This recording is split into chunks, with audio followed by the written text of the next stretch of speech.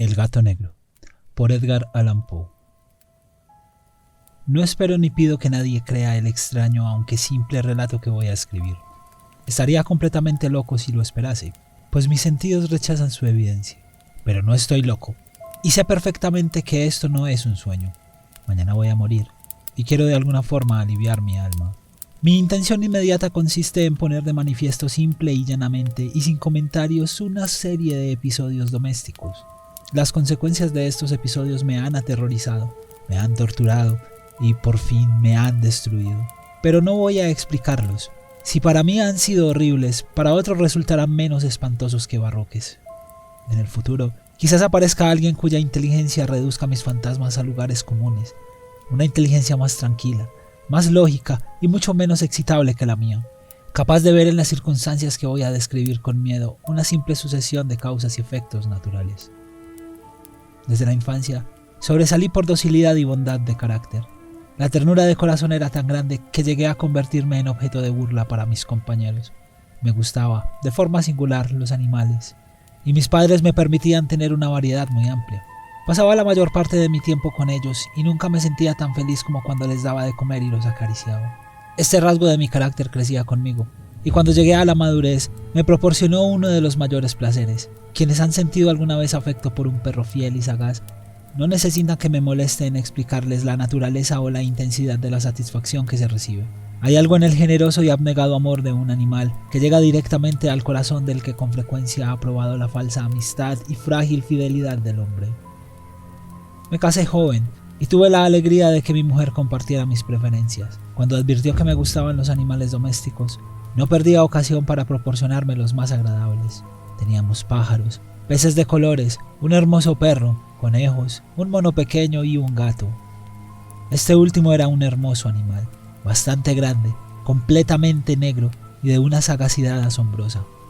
Cuando se refería a su inteligencia, mi mujer, que en el fondo era bastante supersticiosa, aludía con frecuencia a la antigua creencia popular de que todos los gatos negros eran brujas disfrazadas. No quiero decir que lo creyera en serio, y solo menciono el asunto porque acabo de recordarlo. Plutón, pues así se llamaba el gato, era mi favorito y mi camarada. Solo yo le daba de comer, y él en casa me seguía por todas partes. Incluso me resultaba difícil impedirle que siguiera mis pasos por la calle. Nuestra amistad duró varios años, en el transcurso de los cuales mi temperamento y mi carácter, por causa del demonio intemperancia, me pongo rojo al confesarlo, se habían alterado radicalmente. Día a día me fui volviendo más irritable, malhumorado e indiferente hacia los sentimientos ajenos. Llegué incluso a usar palabras duras con mi mujer y terminé recurriendo a la violencia física. Por supuesto, mis favoritos sintieron también el cambio de mi carácter. No solo los descuidaba, sino que llegué a hacerles daño. Sin embargo, hacia Plutón, sentía el suficiente respeto como para abstenerme de maltratarlo, cosa que hacía con los conejos, el mono y hasta el perro, cuando por casualidad o por afecto se cruzaban en mi camino. Pero mi enfermedad empeoraba, pues ¿qué enfermedad se puede comparar con el alcohol? Y al fin incluso Plutón, que ya empezaba a ser viejo y por tanto irritable, empezó a sufrir las consecuencias de mi mal humor. Una noche en que volví a casa completamente borracho después de una de mis correrías por el centro de la ciudad, me pareció que el gato evitaba mi presencia. Lo agarré y, asustado por mi violencia, me mordió ligeramente en la mano. Al instante se apoderó de mí una furia de diablos y ya no supe lo que hacía. Fue como si la raíz de mi alma se separara de un golpe del cuerpo, y una maldad más que diabólica, alimentada por la ginebra, estremeció cada fibra de mi ser. Saqué del bolsillo del chaleco un cortaplumas, lo abrí mientras seguía sujetando al pobre animal por el pescuezo y deliberadamente le saqué un ojo. Me pongo más rojo que un tomate, siento vergüenza, tiemblo mientras escribo tan reprochable atrocidad. Cuando me volvió la razón por la mañana, cuando el sueño hubo disipado los vapores de la orgía nocturna, sentí que el horror se mezclaba con el remordimiento ante el crimen del que era culpable, pero solo era un sentimiento débil y equívoco, y no llegó a tocar mi alma. Otra vez me hundí en los excesos y pronto ahogué en vino los recuerdos de lo sucedido. El gato mientras tanto mejoraba lentamente. La cuenta del ojo perdido representaba un horrible aspecto, pero el animal parecía que ya no sufría. Se paseaba como de costumbre por la casa, aunque, como se puede imaginar, huía aterrorizado al verme. Me quedaba bastante de mi antigua forma de ser para sentirme agraviado por la evidente antipatía de un animal que una vez me hubiera querido tanto. Pero ese sentimiento pronto se dio paso a la irritación, y entonces se presentó para mi derrota final e irrevocable el espíritu de la perversidad. La filosofía no tiene en cuenta este espíritu. Sin embargo, estoy tan seguro de que mi alma existe como de que la perversidad es uno de los impulsos primordiales del corazón humano, una de las facultades primarias indivisibles, uno de los sentimientos que dirigen el carácter del hombre. ¿Quién no se ha sorprendido a sí mismo 100 veces en los momentos en que cometía una acción estúpida o malvada por la simple razón de que no debía cometerla? ¿No hay en nosotros una tendencia permanente que se nos enfrenta con el sentido común a transgredir lo que constituye la ley por el simple hecho de serlo, de existir? Este espíritu de perversidad se presentó, como he dicho, en mi caída final, y ese insondable anhelo que tenía el alma de vejarse a sí misma, de violentar su naturaleza, de hacer el mal por el mal mismo, me empujó a continuar y finalmente a consumar el suplicio que había infligido al inocente animal. Una mañana, a sangre fría, le pasé un lazo por el pescuezo y lo ahorqué en la rama de un árbol. Lo ahorqué mientras las lágrimas me brotaban de los ojos y el más amargo remordimiento me retorcía el corazón. Lo ahorqué porque recordaba que me había querido y porque estaba seguro de que no me había dado motivos para matarlo. Lo ahorqué porque sabía que, al hacerlo, cometía un pecado mortal que pondría en peligro mi alma hasta llevarla, si esto fuera posible, más allá del alcance de la infinita misericordia del Dios más misericordioso y más terrible. La noche del día en que cometí ese acto cruel me despertaron gritos de ¡fuego! La ropa de mi cama era una llama y toda la casa estaba ardiendo. Con gran dificultad pudimos escapar del incendio mi mujer, un criado y yo. Todo quedó destruido, mis bienes terrenales se perdieron y desde ese momento no quedó más remedio que resignarse. No caeré en la debilidad de establecer una relación de causa y efecto entre el desastre y la acción criminal que cometí. Simplemente me limito a detallar una cadena de hechos y no quiero dejar suelto ningún eslabón. Al día siguiente del incendio visité las ruinas. Todas las paredes, salvo una, se habían desplomado. La que quedaba en pie era un tabique divisorio de poco espesor, situado en el centro de la casa y contra el cual antes se apoyaba la cabecera de mi cama. El yeso del tabique había aguantado la acción del fuego, algo que atribuía a su reciente aplicación. Una apretada muchedumbre se había reunido alrededor de esta pared y varias personas parecían examinar parte de la misma atenta y minuciosamente. Las palabras extraño, curioso y otras parecidas despertaron mi curiosidad. Al acercarme más vi que en la blanca superficie, grabada en bajo relieve, aparecía la figura de un gigantesco gato. El contorno tenía una nitidez verdaderamente extraordinaria. Había una cuerda alrededor del pescuezo del animal. Al descubrir esta aparición, ya que no podía considerarla otra cosa, el asombro y el terror me dominaron, pero la reflexión vino en mi ayuda. Recordé que había ahorcado al gato en un jardín colindante con la casa. Cuando se produjo la alarma del incendio, la gente invadió inmediatamente el jardín. Alguien debió cortar la soga y tirar al gato en mi habitación por la ventana abierta. Sin duda habían tratado así de despertarme. Probablemente la caída de las paredes comprimió a la víctima de mi crueldad contra el yeso recién encalado, cuya cal, junto con la acción de las llamas y el amoníaco del cadáver, produjo la imagen que ahora se veía. Aunque con estas explicaciones quedó satisfecha mi razón, pero no mi conciencia, sobre el asombroso hecho que acabo de describir. Lo ocurrido impresionó profundamente mi imaginación. Durante meses no pude librarme del fantasma del gato, y en todo ese tiempo dominó mi espíritu un sentimiento uniforme, que se parecía, sin serlo, al remordimiento. Llegué incluso a lamentar la pérdida del gato y a buscar, en los más sucios antros que habitualmente frecuentaba, otro animal de la misma especie de apariencia parecida que pudiera ocupar su lugar. Una noche, medio borracho, me encontraba en una taberna pestilente y me llamó la atención algo negro posado en uno de los grandes toneles de ginebra, que constituían el principal mobiliario del lugar.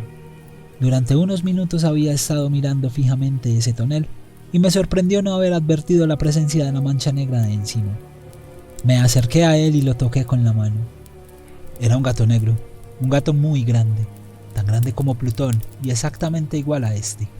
Salvo por un detalle, Plutón no tenía ni un pelo blanco en el cuerpo, mientras este gato mostraba una mancha blanca tan grande como indefinida que le cubría casi todo el pecho. Al acariciarlo, se levantó enseguida, empezó a ronronear con fuerza. Se restregó contra mi mano y pareció encantado de mis cuitas. Había encontrado al animal que estaba buscando. Inmediatamente propuse comprárselo al tabernero, pero me contestó que no era suyo y que no lo había visto nunca antes ni sabía nada del gato. Seguí acariciando al gato y, cuando iba a irme a casa, el animal se mostró dispuesto a acompañarme. Le permití que lo hiciera, parándome una y otra vez para agacharme y acariciarlo. Cuando estuvo en la casa se acostumbró enseguida y pronto se convirtió en el gran favorito de mi mujer. Por mi parte, pronto sentí que nacía en mí una antipatía hacia el animal. Era exactamente lo contrario de lo que yo había esperado, pero sin que pudiera justificar cómo ni por qué. Su evidente afecto por mí me disgustaba y me irritaba. Lentamente tales sentimientos de disgusto y molestia se transformaron en la amargura del odio. Procuraba no encontrarme con el animal. Un resto de vergüenza y el recuerdo de mi acto de crueldad me frenaban de maltratarlo. Durante algunas semanas no le pegué ni fue la víctima de mi violencia, pero gradualmente, muy gradualmente, llegué a sentir una inexpresable repugnancia por él y a huir en silencio de su odiosa presencia, como si fuera un brote de la peste. Lo que probablemente contribuyó a aumentar mi odio hacia el animal fue descubrir, a la mañana siguiente de haberlo traído a casa, que aquel gato, igual que Plutón, no tenía un ojo. Sin embargo, fue precisamente esta circunstancia la que le hizo más agradable a los ojos de mi mujer, quien, como ya dije, poseía en alto grado esos sentimientos humanitarios que una vez fueron mi rasgo distintivo y la fuente de mis placeres más simples y puros. El cariño del gato hacia mí parecía aumentar en la misma proporción en que mi aversión hacia él.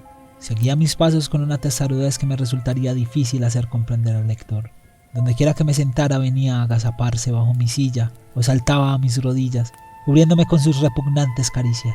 Si me ponía a pasear se metía entre mis pies y así casi me hacía caer. O clavaba sus largas y afiladas garras en mi ropa y de esta forma trepaba hacia mi pecho. En esos momentos, aunque deseaba hacerlo desaparecer de un golpe, me sentía completamente paralizado por el recuerdo de mi crimen anterior, pero sobre todo, y quiero confesarlo aquí, por un terrible temor al animal. Aquel temor no era exactamente miedo a un mal físico, y sin embargo, no sabría definirlo de otra manera. Me siento casi avergonzado de admitir, sí, aún, en esta celda de criminales me siento casi avergonzado de admitir que el horror que me causaba aquel animal era alimentado por una de las más insensatas quimeras que fuera posible concebir. Más de una vez mi mujer me había llamado la atención sobre la forma de la mancha del pelo blanco, de la cual ya le he hablado, y que constituía la única diferencia entre este extraño animal y el que yo había matado. El lector recordará que esta mancha, aunque era grande, había sido al principio muy indefinida, pero gradualmente, de forma casi imperceptible, mi razón tuvo que luchar durante largo tiempo para rechazarla como imaginaria. La mancha había adquirido una rigurosa nitidez en sus contornos. Ahora ya representaba algo que me hacía temblar cuando lo nombro, y por eso odiaba, temía y me había librado del monstruo si me hubiese atrevido a hacerlo. Representaba, digo, la imagen del patíbulo. Oh lúgubre y terrible máquina del horror y del crimen, de la agonía y de la muerte. Y entonces me sentí más miserable que todas las miserias del mundo juntas. Pensar que una bestia, cuyo semejante yo había destruido desdeñosamente, una bestia capaz de producir esa angustia tan insoportable sobre mí, un hombre creado a imagen y semejanza de Dios. Ay, ni de día ni de noche puede ya gozar de la bendición del descanso. De día, ese animal no me dejaba ni un instante solo, y de noche me despertaba sobresaltado por sueños horrorosos, sintiendo el ardiente aliento de aquella cosa en mi rostro, y su enorme peso, encarnada pesadilla, que no podía quitarme de encima, apoyado eternamente sobre mi corazón. Bajo la presión de estos tormentos, sucumbió todo lo que me quedaba de bueno. Solo los malos pensamientos disfrutaban de mi intimidad, los más retorcidos, los más perversos pensamientos. La tristeza habitual de mi mal humor terminó convirtiéndose en aborrecimiento de todo lo que estaba a mi alrededor y de toda la humanidad. Y mi mujer, que no se quejaba de nada, llegó a ser la más habitual y paciente víctima de las repentinas y frecuentes explosiones incontroladas de furia a las que me abandonaba. Un día, por una tarea doméstica, me acompañó al sótano de la vieja casa donde nuestra pobreza nos obligaba a vivir. El gato me siguió escaleras abajo y casi me hizo caer de cabeza, por lo que desesperé casi hasta volverme loco. Alzando un hacha y olvidando en mi rabia los temores infantiles que hasta entonces había detenido mi mano, lancé un golpe que hubiera causado la muerte instantánea del animal si lo hubiera alcanzado. pero la mano de mi mujer detuvo el golpe. Su intención me llenó de una rabia más que demoníaca.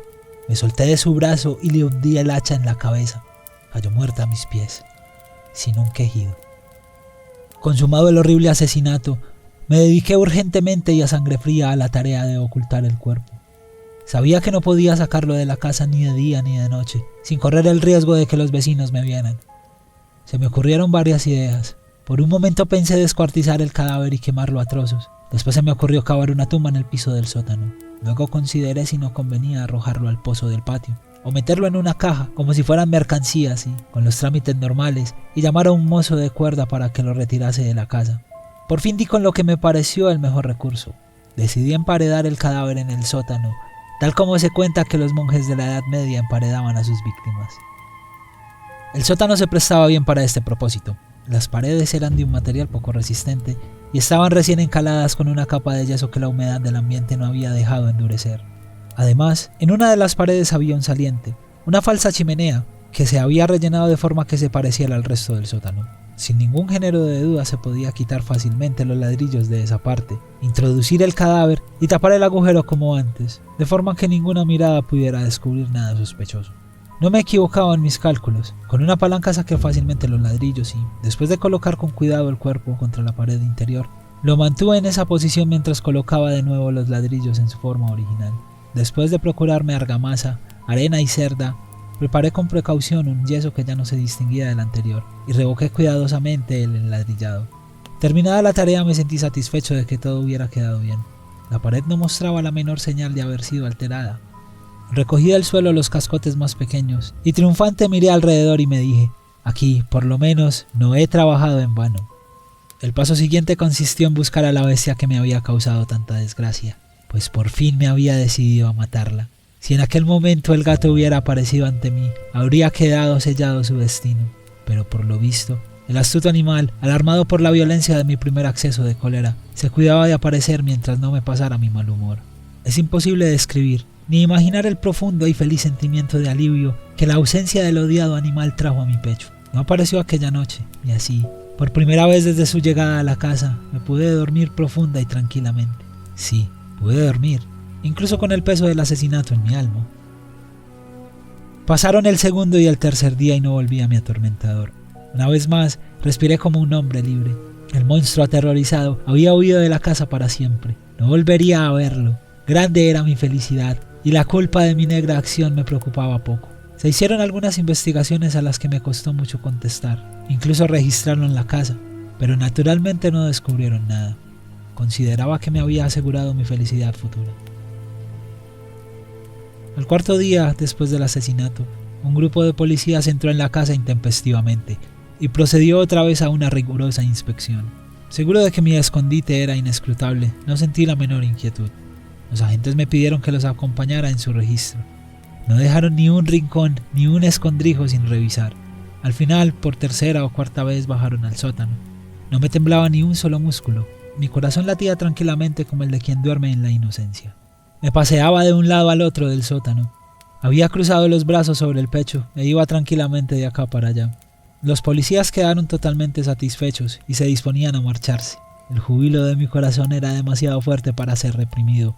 Ardía en deseos de decirles, al menos, una palabra como prueba de triunfo y de asegurar doblemente su certidumbre sobre mi inocencia. «Caballeros», dije por fin cuando el grupo subía la escalera, «me alegro de haber disipado sus sospechas. Les deseo felicidad y un poco más de cortesía. Por cierto, caballeros, esta casa está muy bien construida». En mi rabioso deseo de decir algo con naturalidad no me daba cuenta de mis palabras. Repito que es una casa excelentemente construida. Estas paredes, ya se van ustedes, caballeros, estas paredes son de gran solidez. Y entonces, empujado por el frenesí de mis bravatas, golpeé fuertemente con el bastón que llevaba en la mano sobre la pared de ladrillo tras la cual estaba el cadáver de la esposa de mi alma. Que Dios me proteja y me libre de las garras del archidemonio. Apenas había cesado el eco de mis golpes y una voz me contestó desde dentro de la tumba. Un quejido ahogado y entrecortado al principio, como el sollozar de un niño, que luego creció rápidamente hasta convertirse en un largo, agudo y continuo grito, completamente anormal e inhumano. Un aullido, un alarido quejumbroso, mezcla de horror y de triunfo, como solo puede surgir en el infierno de la garganta de los condenados en su agonía y de los demonios gozosos en la condenación. Hablar de lo que pensé en ese momento es una locura. Presa de vértigo, fui tambaleándome hasta la pared de enfrente. Por un instante el grupo de hombres de la escalera se quedó paralizado por el espantoso terror. Luego, una docena de robustos brazos atacó la pared, que cayó de un golpe. El cadáver, ya corrompido y cubierto de sangre coagulada, apareció de pie ante los ojos de los espectadores. Sobre su cabeza, con la roja boca abierta y el único ojo de fuego, estaba agazapada la horrible bestia cuya ausencia me había llevado al asesinato y cuya voz delatora me entregaba ahora al verdugo. Había emparedado al monstruo en la tumba.